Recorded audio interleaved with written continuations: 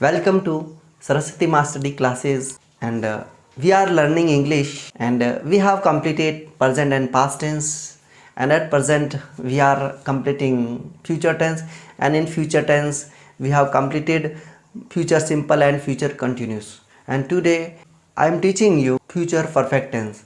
तो साथियों हम अंग्रेजी सीखने के क्रम में टेंस जो कि अति महत्वपूर्ण पार्ट है उस पार्ट को कंप्लीट करने जा रहे हैं और जो साथी मेरे से नियमित जुड़े हुए हैं मुझे पूरा विश्वास है वो अच्छे से इंग्लिश सीख रहे हैं और जो साथी आज पहली बार मेरी क्लास को अटेंड करने जा रहे हैं तो मेरा उनसे निवेदन है, पोलाइट रिक्वेस्ट है, मेरी जो पूर्व की क्लासें हैं टेंस से संबंधित या इंग्लिश सीखने से संबंधित वो क्लासें एक बार क्रम से ज़रूर देखें। अगर वो आप क्लासें देखना चाहते हो तो सभी क्लासें मेरे डिस्क्रिप्शन लिंक में अवेलेबल है, तो कंटिन्यू बने रहिए, बिना स्किप किए वीडियो को लास्ट तक देखें। टेंस के सभी डाउट्स मैं क्लियर कर दूंगा। इस टेंस से संबंधित जो डाउट्स है आपके हेल्पिंग वर्ब, एडवर्बियल, हिंदी वाक्यों की पहचान है, अफर्मेटिव, नेगेटिव, इंट्रोगेटिव, छोटी छोटी बातें सब क्लियर कर लूँगा। बस आप लास्ट तक मेरी क्लास में बने रहिएगा। नाम देखिए, फ्यूचर यानी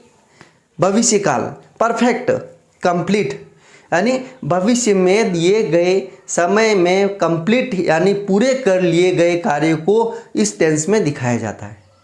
यानी भविष्य में कोई टाइम दिया हुआ, इस टाइम तक मैं ये काम कर चुका हूँगा, मैं क्रिकेट खेल चुका हूँगा, 5 बजे तक वह आ चुकी होगी, वे दौड़ चुके होंगे, वह आ चुकी होगी, हम प्रश्न पूछ चुके होंगे, वे मुझे जान चुके होंगे, आप वहां रह चुके होंगे, हमने कार्य कर लिया होगा, हम कार्य कर चुके होंगे।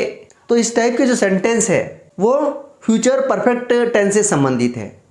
यानी आने वाले किसी समय सीमा में कोई काम पूर्ण हो चुका होगा, हम अनुमान लगाते हैं, हम पास हो चुके होंगे, हम अंग्रेजी सीख चुके होंगे। तो इस टाइप के जो सेंटेंस बता रहा हूं फ्यूचर परफेक्ट से संबंधित है। अब इन वाक्यों को अपन ध्यान से देखते हैं। जो मैंने सेंटेंस बोले उन सेंटेंस के अंत में क्या आ रहा है? चुका होगा, चुकी होगी, चुके होंगे आ रहा है। तो इस टेंस की मुख्य रूप से हिंदी में क्या पहचान है? इनमें जो हिंदी वाक्य होते हैं इनके अंत में चुका होगा आता है, चुकी होगी आता है, चुके होंगे आता है, कभी कभी लिया होगा, उसने कार्य कर लिया होगा, ये भी आता है। तो अपन सबसे पहले देखते हैं इस टेंस में क्या होता है, किस आधारित यह टेंस होता है। इस टेंस में ऐसे कार्य दर्शाते हैं, यह टेंस ऐसे कार्य दर्शाता है जो फ्यूचर के किसी दिए गए समय में पूरे कर लिए जाएंगे, हुए नहीं है, उस टाइम तक पूरे कर लिए जाएंगे। अर्थात भविष्य में किसी निर्धारित समय तक समाप्त हो चुका होगा कोई काम, यानी आने वाले किसी समय में कोई काम पूरा हो चुका होगा, तो वहां हम फ्यूचर परफेक्ट टेंस का प्रयोग करेंगे। अब देखते हैं इस टेंस में जो हिंदी वाक्य आते हैं उनके अंत में चुका होगा, चुकी होगी, चुके होंगे आता है। इस टेंस में जो हिंदी वाक्य होते हैं उनके अंत में चुका होगा, चुकी होगी, चुके होंगे आता है। तो ये हो गई अपने हिंदी वाक्यों की पहचान।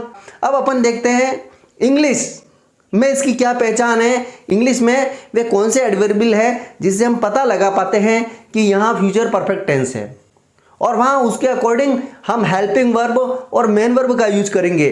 कंपटीशन परीक्षा या किसी विद्यालय परीक्षा में पूछे गए प्रश्नों के संदर्भ में तो अपने को एडवर्बियल का नॉलेज होना भी जरूरी है। तो मैं आपको बताता हूं इस टेंस में प्रयुक्त होने वाले एडवर्बियल। हाँ, मुख्य रूप से होता है बाय प्लस टाइम होगा या by the end of plus time होगा। By January, by 5 o'clock, by 2020, यानी यहाँ भविष्य का टाइम होगा। By the end of evening, by the end of January, by the end of Monday, इस तरह कोई टाइम होता है। यानी बाय के बाद या बाय द एंड ऑफ के बाद किसी प्रकार टाइम सूचक शब्द है उस सेंटेंस में, तो वहाँ हमेशा फ्यूचर परफेक्ट टेंस होगा और वहाँ अपने को जो हेल्पिंग वर्ब और मेन वर्ब यूज करनी पड़ेगी वो फ्यूचर परफेक्ट टेंस की यूज करनी पड़ेगी। ये जो हेल्पिंग वर्ब और मेन वर्ब यूज करते हैं वो कौन सी होती है वो हम देखेंगे इसके स्ट्रक्चर में। अब देखते हैं इस टेंस का स्ट्रक्चर। लास्ट तक जुड़े रहिए मेरी इस क्लास से, सारे कंफ्यूजन मैं आपके दूर कर दूंगा। सबसे पहले देखते हैं स्ट्रक्चर में, जैसे कि हर टेंस में पढ़ते आए हैं, सबसे पहले सब्जेक्ट होता है, उसके बाद हेल्पिंग वर्ब होती है, उसके बाद मेन वर्ब होती है, उसके बाद ऑब्जेक्ट होता है। अब इस टेंस के संदर्भ में देखें, सब्जेक्ट तो अपन जानते ही हैं, I, we, you, they, he, she, it, name, singular, plural, ये सारे सब्जेक्ट होते हैं। और हेल्पिंग वर्ब, इस टेंस में मुख्य रूप से प्रयुक्त होने वाली हेल्पिंग वर्ब कौन सी है? विल हैव और शैल हैव, ये दो हेल्पिंग वर्ब है। अब अपने को यहां ज्यादा कंफ्यूजन नहीं होना है, विल हैव यूज करेंगे शैल हैव। मैं आपको इस बारे में फ्यूचर सिंपल व फ्यूचर कंटिन्यूस टेंस में पहले ही क्लियर कर चुका हूं। ओल्ड या ट्रेड इंग्लिश में आई वी के साथ शैल हैव या विल हैव का प्रयोग करते थे, और अदर के साथ यानी अन्य सब्जेक्ट के साथ विल हैव का प्रयोग करते थे। यानी पुराने ट्रेड में या हम स्कूल लेवल में देखें तब आई वी के साथ शैल हैव का प्रयोग करते थे, व अदर सब्जेक्ट के साथ विल हैव का प्रयोग करते थे। लेकिन आज मॉडर्न इंग्लिश है, मॉडर्न इंग्लिश में ऐसा कुछ नहीं है, यानी कि ये शैल हैव पूर्णतः हट चुका है, अधिकतर विल हैव का ही प्रयोग किया जाता है। यानी अपने को विल हैव का ही प्रयोग करना है, सब्जेक्ट कौन सा भी हो, आई वी हो या अदर सब्जेक्ट, अमूमन सबके साथ विल हैव का ही प्रयोग किया जाता है। शैल का प्रयोग ना के बराबर होता है। तो अपने को इस टेंस में मुख्य रूप से जो हेल्पिंग वर्ब यूज करनी है वो विल हैव का ही करेंगे।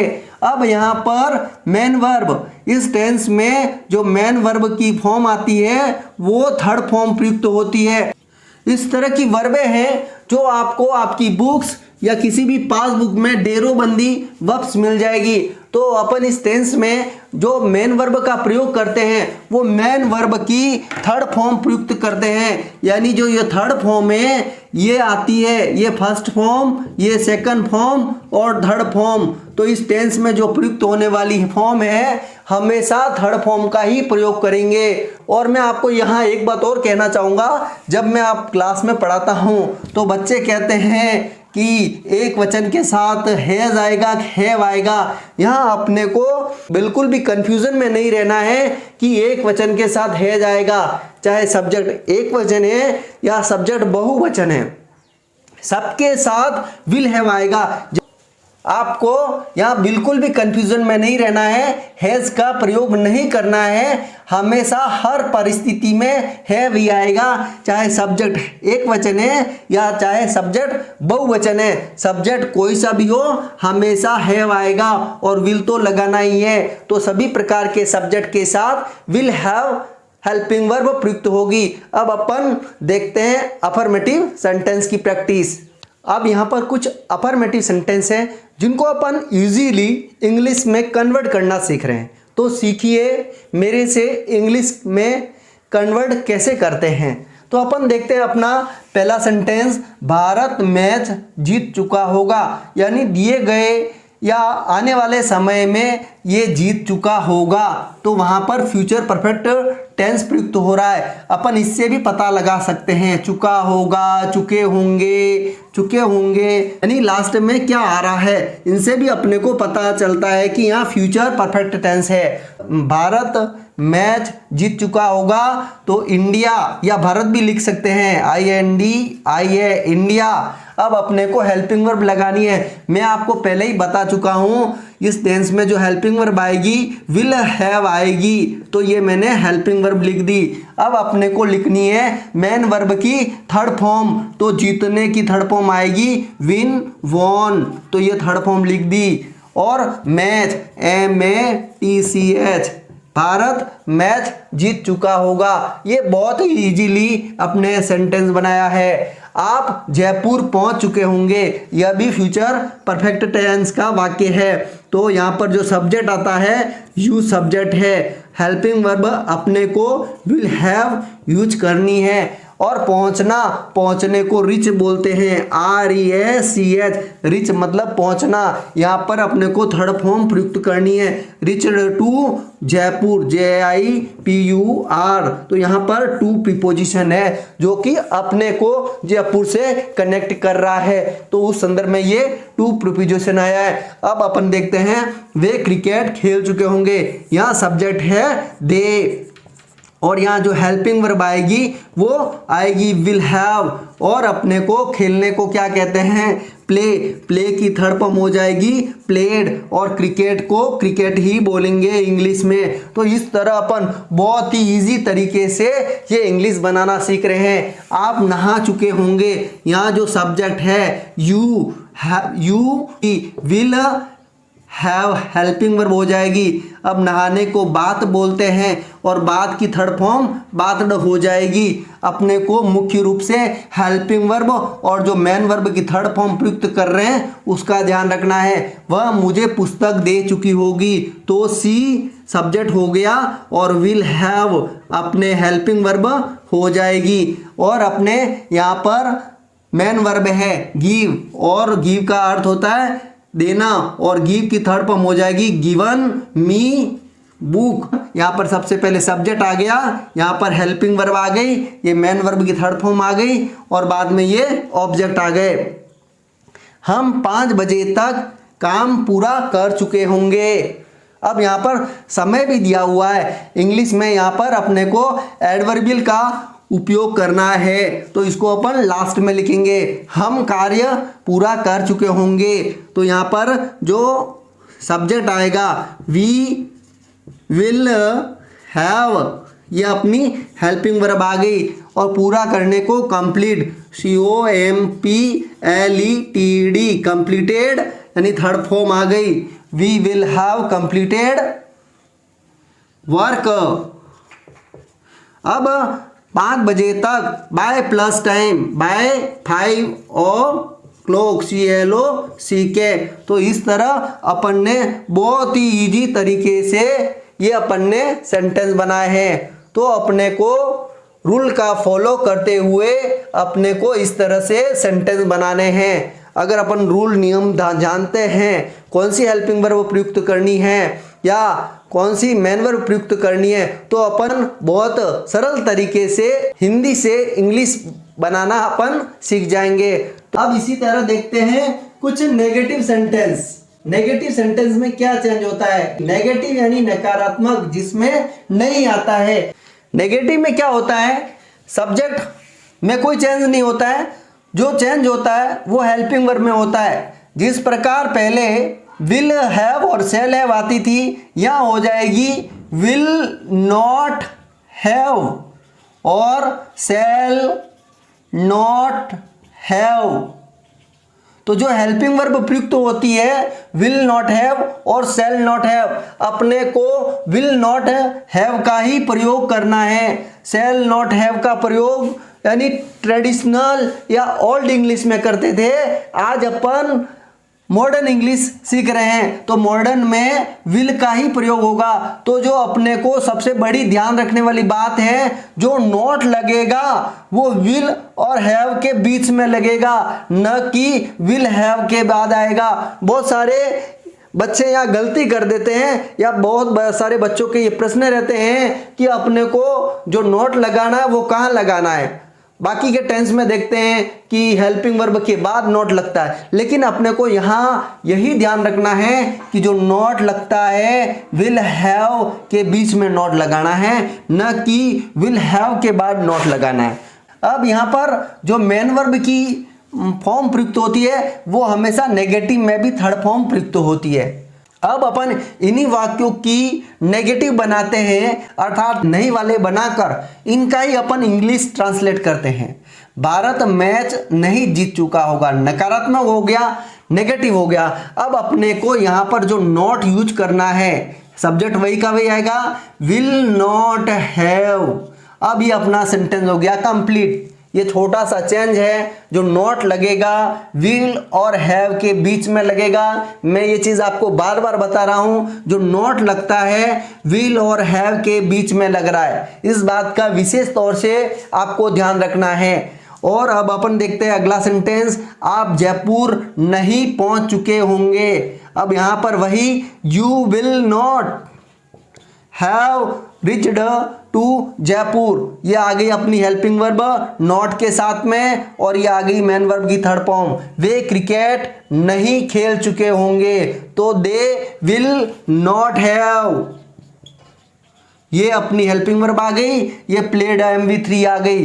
तो बहुत ही इजी तरीके से नेगेटिव सेंटेंस बन रहे हैं। अब यहां पर वे आप नहीं नहा चुके होंगे, तो यह हो जाएगा you will not have, you will not have bathed, वह मुझे पुस्तक नहीं दे चुकी होगी, तो she will not have, she will not have. तो जिनको अफर्मेटिव का नॉलेज है वो नेगेटिव सेंटेंस बहुत ही इजी तरीके से, बहुत ही फास्ट गति से बना पाएंगे। हम 5 बजे तक काम पूरा कर चुके होंगे, तो हम 5 बजे तक काम पूरा नहीं कर चुके होंगे, ये हो गया नेगेटिव। तो वी विल नॉट हैव, ये अपनी हेल्पिंग वर्ब आ गई। और कंप्लीटेड, ये MV3 आ गई, वर्क बाय 5 o'clock। तो इस तरह अपन ने नेगेटिव सेंटेंस में क्या चेंज होता है हेल्पिंग वर्ब में वो देखा। अब अपन नेक्स्ट देखते हैं इंट्रोगेटिव। इंट्रोगेटिव में छोटा मोटा डाउट्स है वो मैं आपको बहुत ही कम टाइम में क्लियर कर दूंगा, तो लास्ट तक जुड़े रहिए मेरी इस क्लास में और आनंद उठाइए, एंजॉय कीजिए मेरी क्लास से इंग्लिश सीखने का। तो बी कंटिन्यू विथ मी।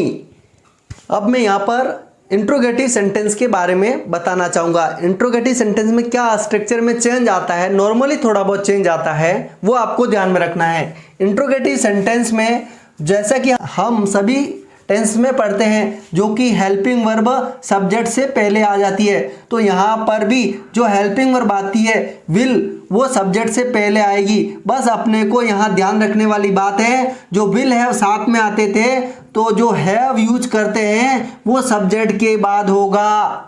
तो अपने को जो यहाँ पर विल हैव यूज करना है, तो सब्जेक्ट के पहले विल आएगा और सब्जेक्ट के बाद हैव आएगा।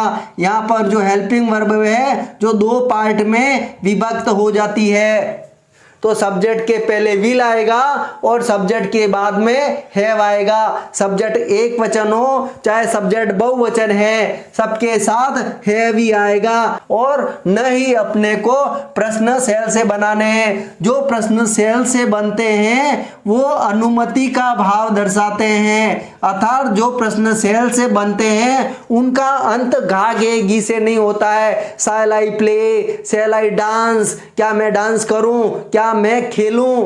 तो जो अपने को प्रश्न बनाने हैं वो विल से ही बनते हैं, तो जो प्रश्न बनेंगे वो विल से ही बनेंगे। वैसे अपन पहले भी पढ़ चुके हैं विल ही हेल्पिंग वर्ब का प्रयोग करना है। वैसे मैं आपको अफर्मेटिव में अच्छे से बता चुका हूं, शैल का प्रयोग नहीं के बराबर करना है। तो जो शैल से प्रश्न बनते हैं वो अनुमति का भाव दर्शाते हैं। अब अपन देखते हैं जो WH से संबंधित प्रश्न बनेंगे उसमें क्या चेंज होगा।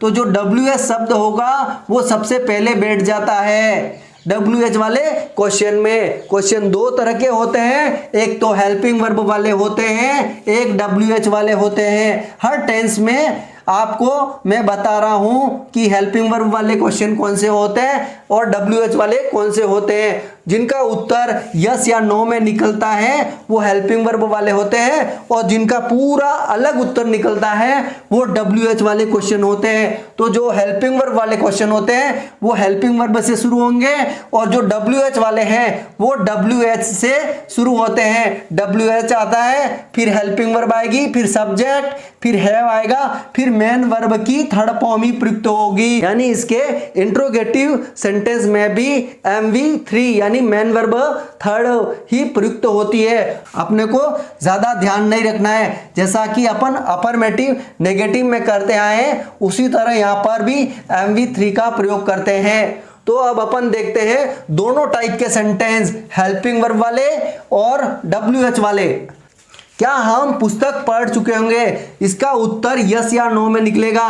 तो अपने को सबसे पहले हेल्पिंग वर्ब विल लगाना है, फिर सब्जेक्ट अपने को वी लगाना है, फिर उसके बाद हैव लगाना है। तो इस बात का विशेष ध्यान रखना है, विल हैव दोनों अलग होकर किस तरह प्रयुक्त होते हैं कि उनके बीच में सब्जेक्ट आ जाता है। फिर अपने को लगानी है MV3, रीड की MV3 रीड ही रहेगी, और उसके बाद अपने को लगाना है ऑब्जेक्ट। तो यहाँ पर आ जाएगा बुक और बाद में आ जाएगा क्वेश्चन मार्क। तो इस तरह ये हो जाएगा हेल्पिंग वर्ब वाला सेंटेंस। अब देखते हैं इसी तरह का WH वाला क्वेश्चन, वे क्या पढ़ चुके होंगे। अब इस प्रश्न का उत्तर अपन ध्यान से देखते हैं तो यस या नो में नहीं निकलता है। वे क्या पढ़ चुके हैं, इसका मतलब किसी पुस्तक के बारे में या अखबार के बारे में, किसी न किसी चीज के बारे में पूछ रहा है जिसका अपने को उत्तर देना है। तो अपने को सबसे पहले यहाँ पर WH वर्ड कौन सा प्रयुक्त होगा वो देखना पड़ेगा। तो जो अपना WH वर्ड प्रयुक्त होगा वो क्या के अकॉर्डिंग प्रयुक्त होगा, क्या के लिए जो WH शब्द आता है वो आता है व्हाट। अब अपने को हेल्पिंग वर्ब यूज करनी है विल। अब आएगा अपने सब्जेक्ट दे। अब अपने को लगाना है हैव, जैसे कि अपन ने यहाँ पर प्रयुक्त किया था हैव, और पढ़ने को क्या बोलते हैं रीड। अब यहाँ पर अपने ऑब्जेक्ट नहीं है क्योंकि ऑब्जेक्ट अपने को उत्तर के रूप में बताना है। तो इस तरह ये होगा वाक्य पूरा। अब देखते हैं हम, क्या आप पुस्तक पढ़ चुके होंगे। तो ये यस या नो वाला क्वेश्चन है, इसलिए विल से स्टार्ट करना पड़ेगा। विल यू, अब पूछने को आस्क कहते हैं लेकिन उससे पहले हैव लगाना है, तो ये लगा दिया मैंने हैव। अब पूछने को आस्क बोलते हैं तो आस्क की थर्ड फॉर्म आस्क्ड हो जाएगी। अब अपना आता है ऑब्जेक्ट। ऑब्जेक्ट यहाँ पर है क्वेश्चन, QUESTIONS क्वेश्चन। तो इस तरह ये वाक्य हो जाएगा पूरा। अब दूसरा सेंटेंस है WH वाला, वह कहाँ जा चुका होगा। तो इसका उत्तर किसी प्लेस के रूप में आएगा। तो अपने को यहाँ जो WH शब्द बनेगा वो कहाँ के अकॉर्डिंग बनेगा। तो कहाँ के लिए जो WH शब्द आता है वो आता है वेयर। तो ये आ गया वेयर। वेयर के बाद अपने हेल्पिंग वर्ब आएगी विल। अब विल के बाद आ जाएगा ही, क्योंकि यहाँ पर सब्जेक्ट है। अब यहाँ पर इसके बाद अपने को हैव का प्रयोग करना है। तो वह कहाँ जा चुका होगा, जाने को गो बोलते हैं, गो की थर्ड फॉर्म गॉन हो जाएगी। तो इस तरह यह वाक्य कंप्लीट हो जाएगा। अब अपन देखते हैं एक और सेंटेंस, क्या मैं अगले साल तक कार खरीद चुका होऊंगा। अगले साल तक टाइम दिया है। अब इस वाक्य को बनाते हैं अपन, अगले साल तक, ये अपना एडवर्बियल हो जाएगा और इस प्रश्न का उत्तर यस या नो में निकलेगा। इसलिए अपने को इस सेंटेंस को भी हेल्पिंग वर्ब से करना है। Will I have. अब खरीदने को बाय बोलते हैं, बाय की थर्ड फॉर्म बॉट हो जाएगी। तो ये आ गई थर्ड फॉर्म कार। ये हो गया ऑब्जेक्ट। अगले साल तक बाय प्लस टाइम, जैसा कि मैंने एडवर्बियल में बताया था, बाय ये आ गया, और नेक्स्ट ईयर, नेक्स्ट ईयर। तो इस तरह बहुत ही इजी तरीके से ये सेंटेंस हुआ है। क्या मैं अगले साल तक कार खरीद चुका होऊंगा। Will I have bought car by next year. ये अपना एडवर्बियल है। अब अपना इसी तरह का WH सेंटेंस देखते हैं। आप कार कब खरीद चुके होंगे, प्रश्न रूप में। इस प्रश्न का उत्तर पूरा अलग निकलेगा। तो अपने को यहाँ WH से संबंधित जो शब्द है उसको सबसे पहले लिखना है। तो यहाँ जो WH से संबंधित शब्द है कब, उसके लिए जो शब्द आएगा WH वो आएगा व्हेन। उसके बाद आएगी अपनी हेल्पिंग वर्ब, उसके बाद आएगा सब्जेक्ट, उसके बाद आएगा अपना हैव। अब उसके बाद आएगा बाय की थर्ड फॉर्म, यानी कि यहाँ जो मेन वर्ब प्रयुक्त होगी वो खरीदने के अनुसार होगी, तो खरीदने के लिए बाय आता है। और बाय की थर्ड फॉर्म क्या आती है? बॉट, BOUGHT, बॉट, और लास्ट में अपना ऑब्जेक्ट और आ जाएगा कार। तो इस तरह अपन ने हेल्पिंग वर्ब वाले और WH वाले सेंटेंस को समझा, किस प्रकार हेल्पिंग वर्ब वाले क्वेश्चन किए जाते हैं, किस प्रकार WH वाले सेंटेंस किए जाते हैं। तो आज मैंने आपके जो इंट्रोगेटिव सेंटेंस के जो भी डाउट्स थे वो क्लियर कर चुका हूं। तो आज अपन ने फ्यूचर परफेक्ट टेंस को सीखा, उसके सभी तरह के डाउट्स क्लियर किए, हेल्पिंग वर्ब से संबंधित और एडवर्बियल के संबंधित, अफर्मेटिव, नेगेटिव, इंट्रोगेटिव के संबंधित, साथ ही हिंदी वाक्यों की क्या पहचान है, ये सारी बातें अपन ने इस टेंस में सीखी है।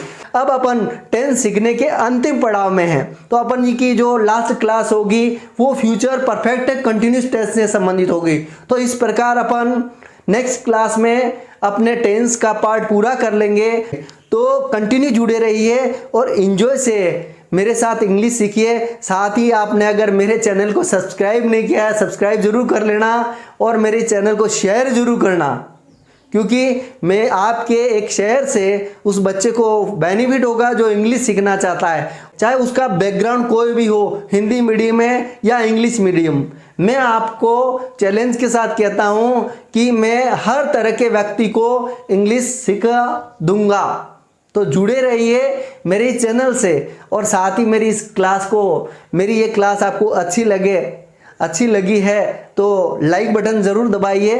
तो अपन नेक्स्ट मिलते हैं अपनी अगली क्लास में फ्यूचर परफेक्ट कंटिन्यूस में। तब तक के लिए जय हिंद, जय भारत।